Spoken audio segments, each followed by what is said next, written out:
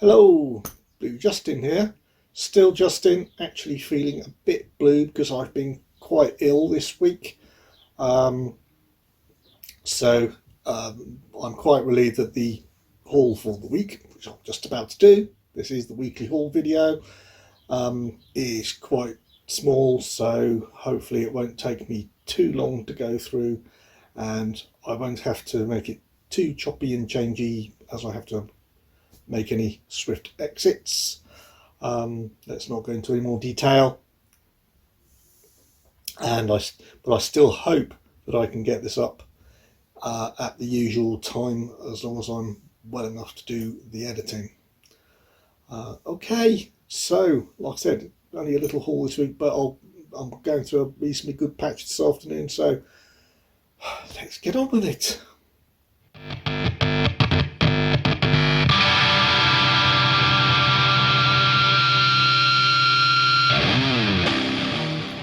Right, first up, I'm not sure how long it's been released for, and it probably wouldn't be something I'd necessarily normally start with, but I am going to. And that's something that's a bit unusual for me, and it's the BFI edition of Shooting Stars. This is a 1928 movie. It's black and white, silent, and it's actually interesting in the sense that it's rather meta, in that it's a black and white silent movie about black and white silent movie actors, and does show you some background into the way they went about shooting silent movies, because on set they've got the in-house band there for doing the musical soundtrack.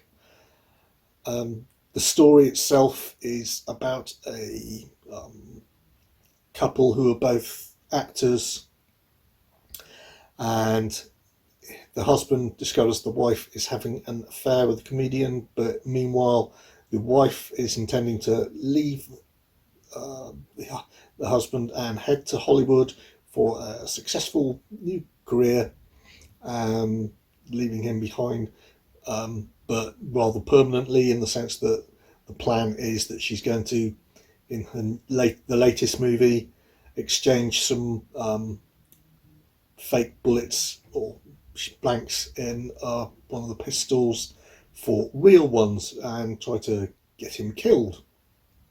So yeah, all sounds very interesting, and being as it's a BFI release, that's all newly restored, and I hear it's a very good restoration. There's lots and lots of good special features. That nice box there gives you some idea of the numbers we're going on here. Pathé Screens Beauty Competition from around 1920, around the town 1921, Lovely 100 1922, making of cinematographic film, which is a short one, in 1922. Meet Jackie Coogan 1924, that's a few minutes long. Starlings on the Screen, that's about 15 minutes, from 1925.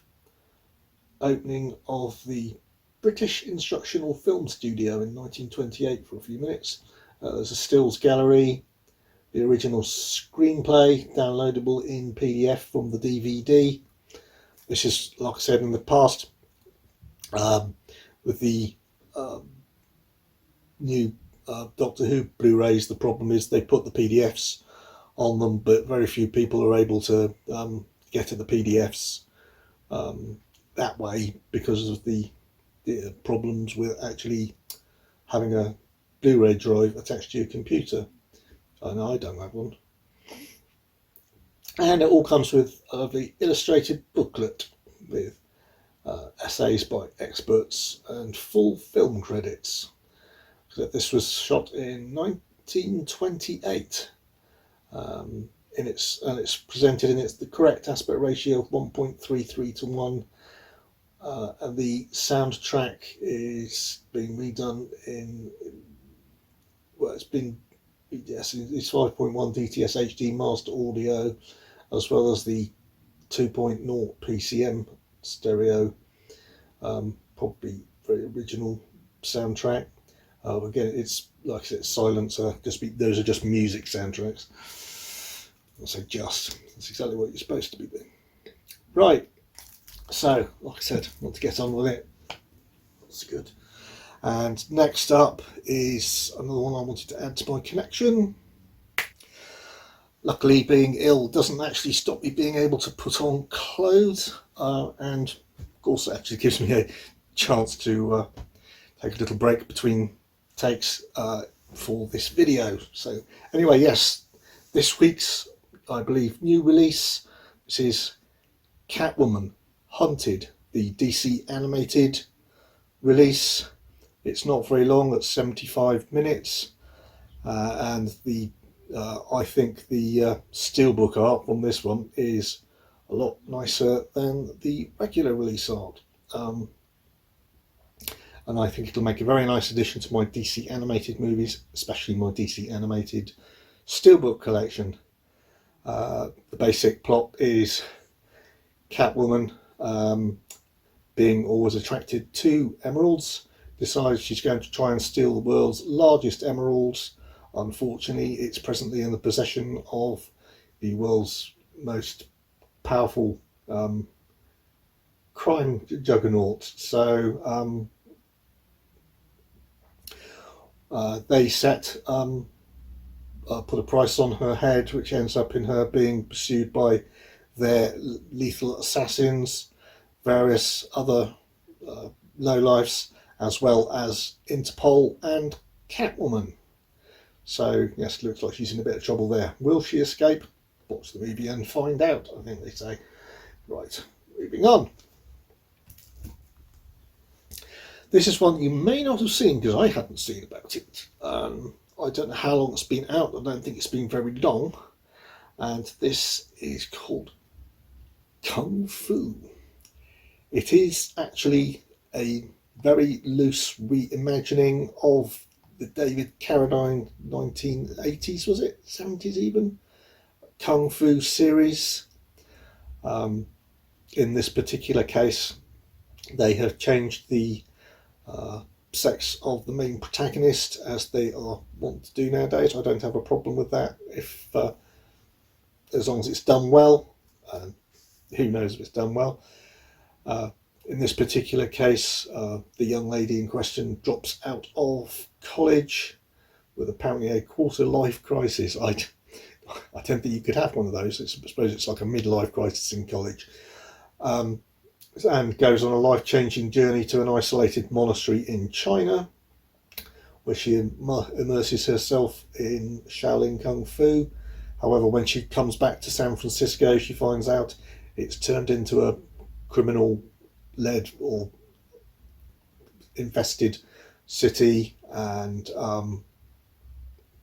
under a triad that seem to be all-powerful, and she has to now use her new skills to protect her community. It sounds all a bit obvious, the remaking, and a little bit cheap idea, in the sense of just let's put a woman in the lead role who's attractive and let's see what happens. Though I have seen a couple of reviews which say wasn't expecting this to be much good, but I actually quite enjoyed it. So I'm looking forward to having a go watching. It can't be. I'm hoping it's going to have some good fun in it. Anyway, you can't get this, as far as I'm aware, in the UK on Blu-ray or DVD. It really is, so I can look at US-ish type only. This is the US version, though you can buy it at some expense through Amazon UK, which is what I did, mostly because my new Amazon UK Amazon MasterCard, I accumulated enough points to get a gift voucher, so I reduced the price somewhat. There's only one special, or a couple of special features. The little thing called Kung Fu Bond of Honor, which I just seen as a featurette, and some unaired scenes.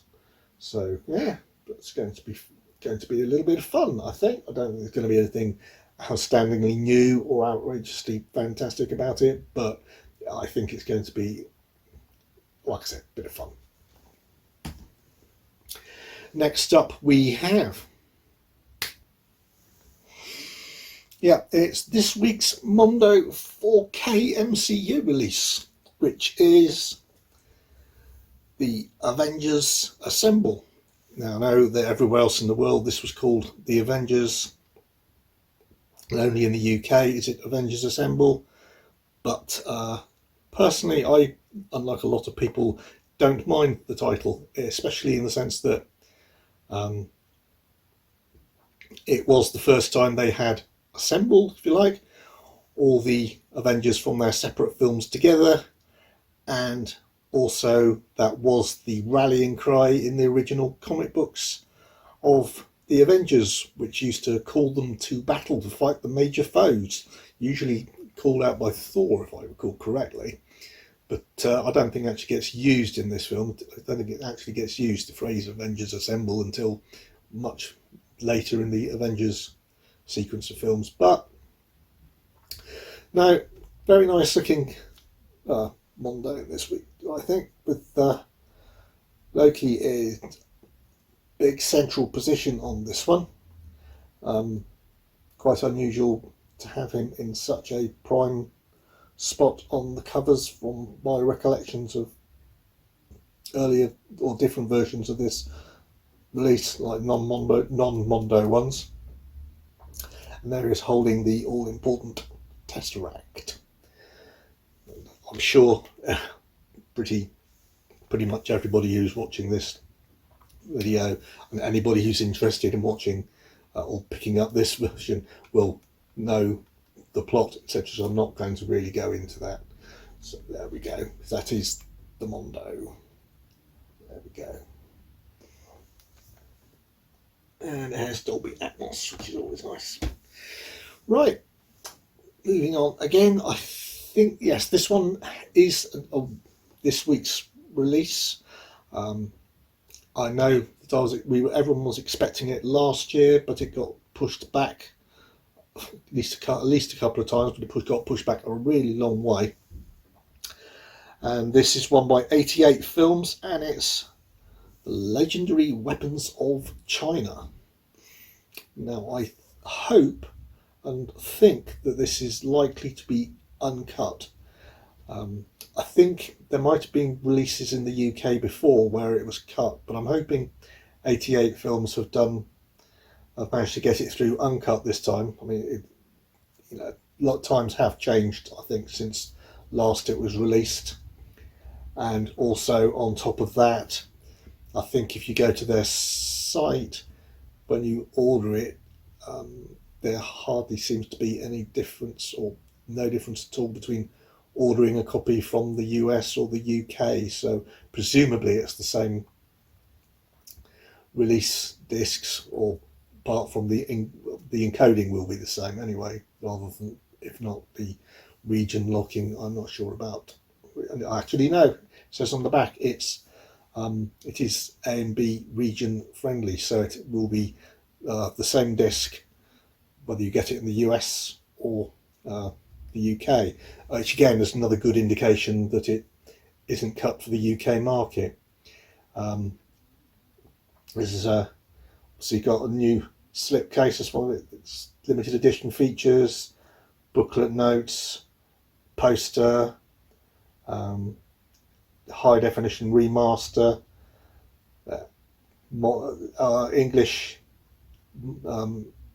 lossless PCM mono, Cantonese lossless PCM mono with newly translated. Was good. I've talked about this before. Subtitles. It's got a commentary with Asian experts, Asian cinema experts, Mike Leader, Arnie Venema, another one with another Asian comedy cinema, hopefully expert, as well as an action martial arts artist, and another commentary with yet another Asian cinema expert. 18 Weapons featurette, interview with David West on the film, and an interview with Gordon Shaw, interview, and the producer as well as the original trailer and a reversible sleeve. I believe the basic plot is during the Boxer Rebellion, the Empress sends out searches for mystical super warriors who are immune to the Westerners' bullets, until there's a problem with one who disbands their people, and this is seen as treacherous, and assassins are sent to kill him, such being followed by lots and lots of high-octane martial arts fighting. So yes, I think it's reasonably well regarded, and I've been looking forward to it for quite some time. Like I said, I ordered it quite a very long time ago, expecting the release like September, October was it last year, I think, that they originally were going to release it, until the pushback.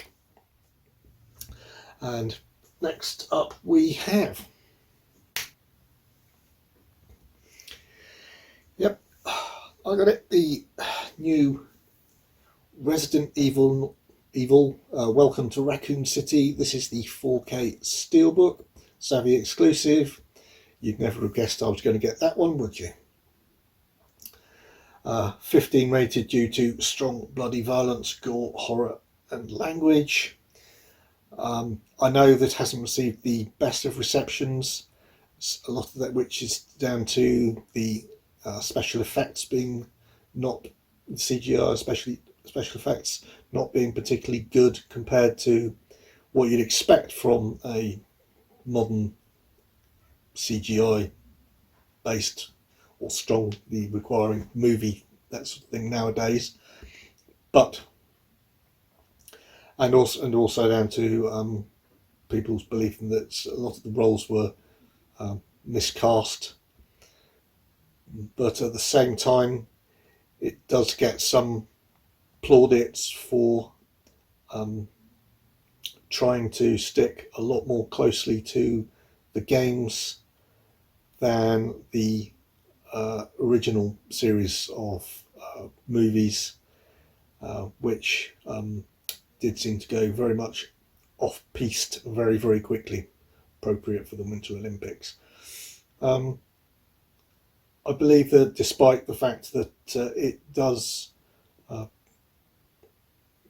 mix in quite a lot of the stories from the first two games, rather than keeping it linear, it mixes them together in a sometimes conflicting and awkward way.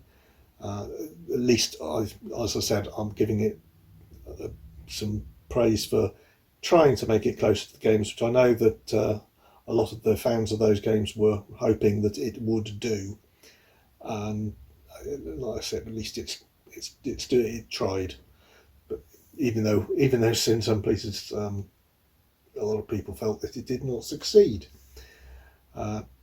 This particular one, if you're going to get it and want to use the Blu-ray and use the 4K later on, it specifically says on the back, therefore I dare say it's correct, that this is regions B and C compatible. So this isn't the same as the American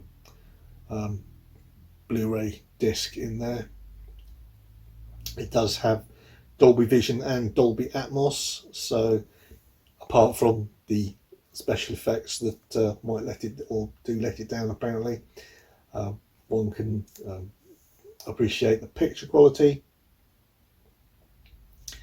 and it's basically back to the standard plot of the games, like I said, with zombie special features about the monsters, the chaos and the corpses, and replication in the DNA type featurettes, as well as all about the usual battling to defeat the giant umbrella corporation beneath Raccoon City. So yes, I think it's the same. I think it's the same cover and regular release, the same image they've used. But on the upside, at least there's going to be no argument on this particular occasion that they used a really nice picture on the regular release, which it is a nice picture in my opinion, and then changed it for the worse on the 4K for the steelbook. A lot of which does happen because they just say, well, we've got to do something different for the steelbook, because there is a lot of pressure for them to do that. In this particular case, they didn't fall to that pressure and said, no, we're not going to do it. It's a great image, we're just going to stick with it, and we're going to put it on the steelbook, which I like. So yeah. Right, back to the 80s and 90s now. Older releases. As you may have remembered from a recent haul video, I picked up the recent Steelbook 30th anniversary release of Wayne's World. So considering I even have Wayne's World 2, I thought better get that. I do remember it not being as good as the first, but it's a decent enough sequel with Wayne and Garth moving on to put on a live rock festival as part of essentially the plot. And this time, I believe Aerosmith were the main band involved, but I couldn't find my Aerosmith t-shirt. And, I had enough t-shirts this week. So, yeah, looking forward to that. And the only times I've been out, of course, because it is the 30th anniversary, I have heard rumours that they'll both be soon put out in 4K. But I'm not surprised. Second I buy anything on Blu-ray, special editions or whatever, it comes out on 4K soon afterwards. I'm almost thinking of going, what film do I most want on 4K? Better get it on Blu-ray. The only thing you can't do that with, of course, is The Abyss, because it's not even available on Blu-ray. Next up, we have an import, which is, it says sexual provocations on the front, but I think from the image, most people, if they know the film, will recognise it as Cruel Intentions, which was the reimagining and bringing up to date of the story of Dangerous Liaison, which I think I mentioned recently. And I enjoyed both films actually, so I got it. This is, for some reason, it seems to be, it's not expensive, but it doesn't seem to be cheap considering the age of the film and how long it's been out. In an English language on the cover. It's obviously got English language on the film. So I ended up getting I think this is the Belgian version, which is why it's got non-English. Well, it's in English language, but they changed the title to match whatever it was in their own country. In this particular case, they see the Countess, the Glenn Close role taken over by Sarah Michelle Gellar, and her stepbrother. She challenges her stepbrother to try and with a bet with trying to seduce Reese Witherspoon, who's the high school that they're in's head teacher's daughter, and if he wins, he gets to obviously enjoy himself because that's the girl he fancies when she wants him to do something else. But if he loses, he has to give her his Jaguar car. Now, I consider this a good update and adaptation. It got some negatives at the time from reviewers, but was generally very popular with watchers and got a good profit. So yeah, nice little fun erotic thriller update of a very good movie, Dangerous Liaison. I believe there's also Cruel Intentions 2 and 3 following it, but 2 was a prequel and 3 was hardly connected with it at all, apart from having the same basic idea. And one of the characters was very, very loosely related, distant cousin to one of them in the original. And neither of the other two films used any of the actors from the original, and I'm not particularly interested in watching them. So, there. And finally, I did say it was quite a short one this week, and I hope to keep it that way. And this one is Adventures in Babysitting. This is the 25th anniversary edition. As you can see, yet again, it's one that we don't have in the UK on Blu-ray, so I had to go to the US. It's not too expensive. In actual fact, it's a very reasonable price at just over a tenner. This one is, I wouldn't necessarily go as far as to say classic film, but I suppose the 80s sticker only says it's an 80s classic in the sense of it's from that era. It has a lot of great memories for a lot of people, including myself. With, if you don't know the general plot, the idea is that the babysitter, Elizabeth Shue, who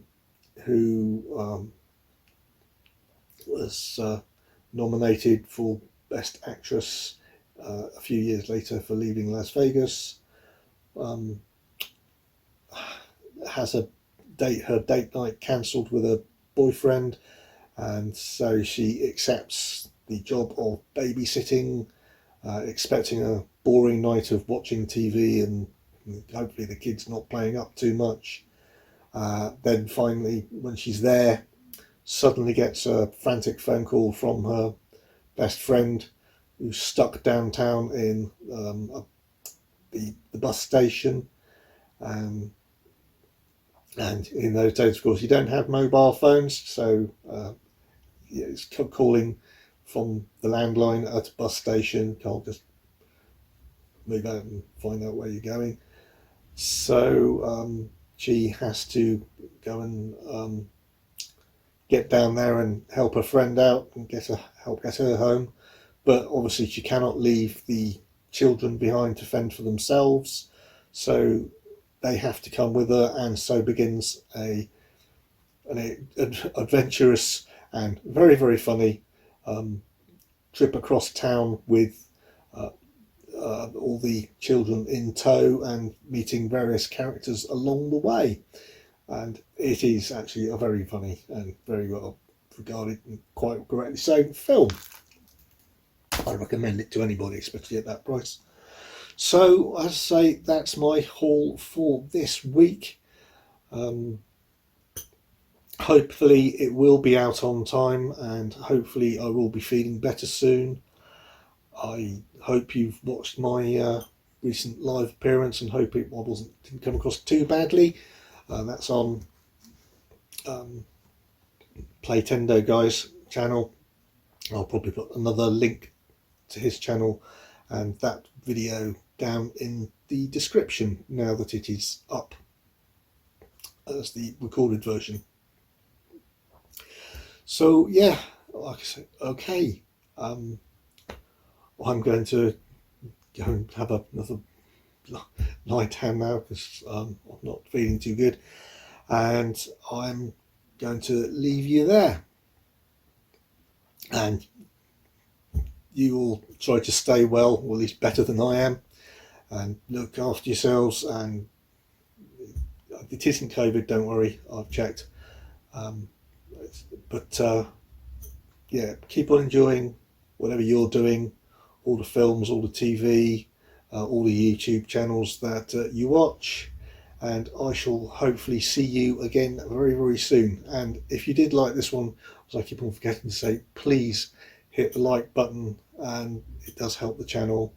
And if you'd like to see more of my videos when I'm in a better state to actually make them, please hit subscribe and the notification bell so you know when they're all out. Thank you very much indeed. And I'm really sorry, in my rush to get away and feel a bit better, I almost forgot to thank Playtendo Guy very, very much indeed for inviting me to his live stream last week.